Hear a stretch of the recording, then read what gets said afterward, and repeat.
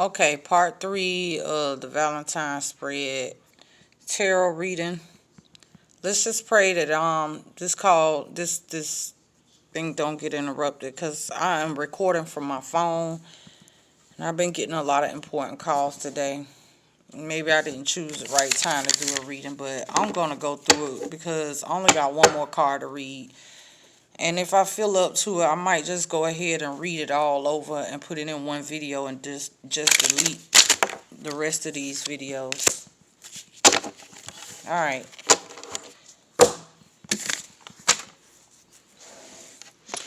So I left off talking about the Hermit. This is a major arcana card, number 9 out of 22 major arcana cards. The God, the Hermit. Okay. A person that, has... Think of it like this. Compare our grandmother to a grandchild. You see what I'm saying?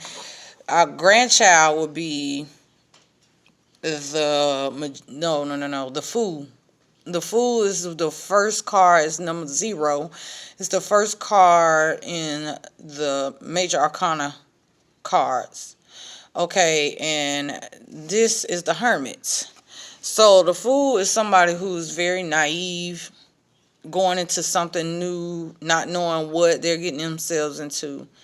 And this is the opposite. The Hermit is totally opposite of that. This is a person who has gained experience, who's been through the things, who can tell you how to navigate life, who can give you experience on how to navigate life because they have the experience and the past and all of that to reflect upon, to give you wisdom. And they're welcoming you with open arms. So the advice that's given is how to love others harder. So if you are a person, not only love others harder, but love yourself harder. So if you've been through some things, it's just like maybe you may be experiencing a breakup, okay? So the situations that you went through, you have that experience to now know how to navigate coming into a new relationship. You kind of know, you kind of seen it, been there, done that. So if you are a person that has experience and you see someone that's going through an experience that they may be new to, and you have experienced this before, then what Spirit is encouraging you to do is to share your wisdom and your past experiences to maybe help others get through their challenging times. Now, you got the 8 of Clubs as a clarifier. This is talking about someone that is having a fixed mind. They're stubborn. They don't want to see themselves. They don't want to see things for what they are. They're just stuck on how they feel, and maybe even be stuck in their ego. Okay? And this is talking about having a decision to make. This may be talking about somebody that may have jealousy. You understand? So,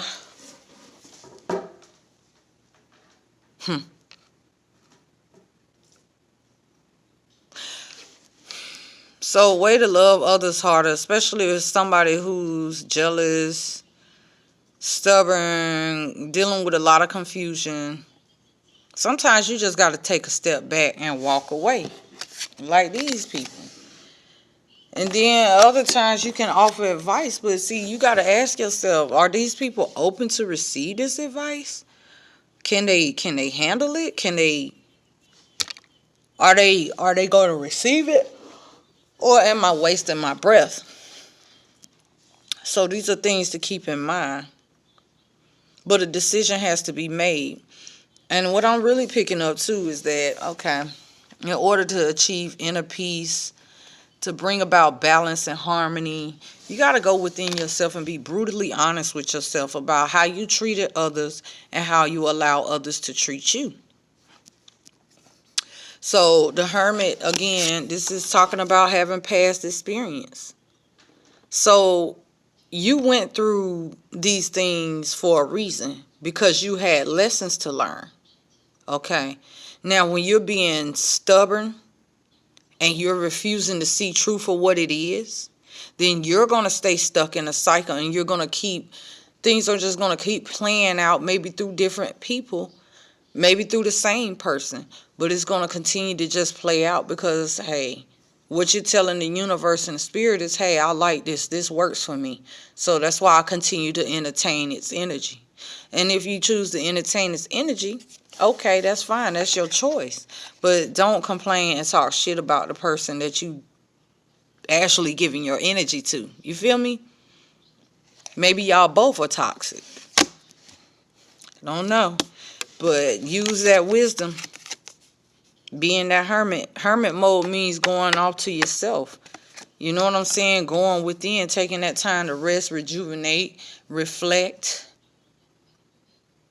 and moving forward, applying what you learned from your past into the future.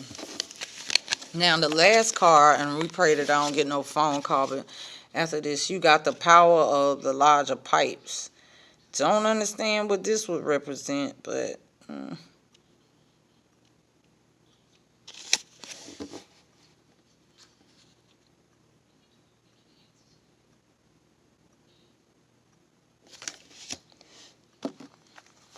I ain't even got my little book with me.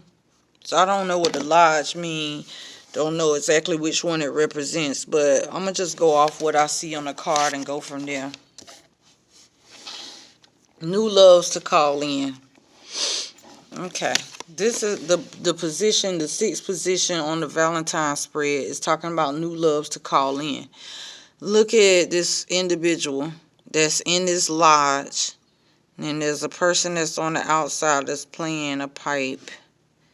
And there's animals and little children and things like that. New loves to call in. Okay. As much as we want this stuff to be about romance, love is love.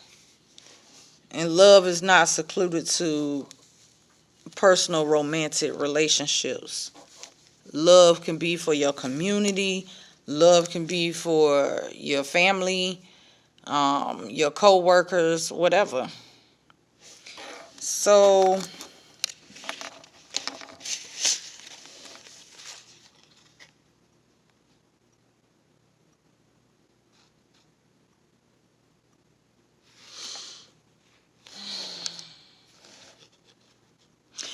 as a clarifier, you got the Queen of Spades. Now, a lot of people say that the Queen of Spades like to stir up trouble. And I'm actually offended by that because I feel like the Queen of Spades is a significator for me. And maybe that is the negative aspects of the Queen of Spades or the Queen of Swords. I don't like to stir up trouble, but when trouble comes my way, I laugh in his face and piss it off even more. That's just how I do, but this ain't about me. What I see is a person that deals with absolute truth. So to call in new loves, the message that I'm getting is you have to set standards for yourself. You have to be the standard. You cannot hold someone to a standard on how they treat you until you yourself have fulfilled that particular standard that you set out for other people to abide by when it comes to dealing with you. I can't express this enough. Self-love. And self-love means setting boundaries. And it's okay to set boundaries. The naysayers will tell you it's not okay because they're mad because they're not getting what they want. So they'll try to guilt trip you into believing that you're doing something that is selfish. But it's self-full. It's okay to be full of self. It's okay to go within and do a dark night of the soul. It's okay to go back within yourself and take out time in solitude to reflect back on your life, to reprioritize your life, to do an inventory on your life, and to rid things and people that don't serve you. You understand? So I feel like the Queen of Spades is talking about dealing in absolute truth, being brutally honest with yourself and others. So many times we put on airs and fronts and pretend that something doesn't bother us, knowing damn well that deep down inside it is eating at us. You have to bring that to the forefront. You got to understand that sometimes when being very brutally honest and being truthful and saying things that are unfavorable for the person that you're speaking to, well, that is going to drive some people away. Why? Not because you did anything wrong, simply because some people can't handle the truth. Some people don't want to see their own truth. So they project. So you have to be mindful of those things. And you have to stand firm. What Spirit is telling you to do is stand firm in your Queen of Swords energy. Meaning that it's going to be absolute truth or nothing.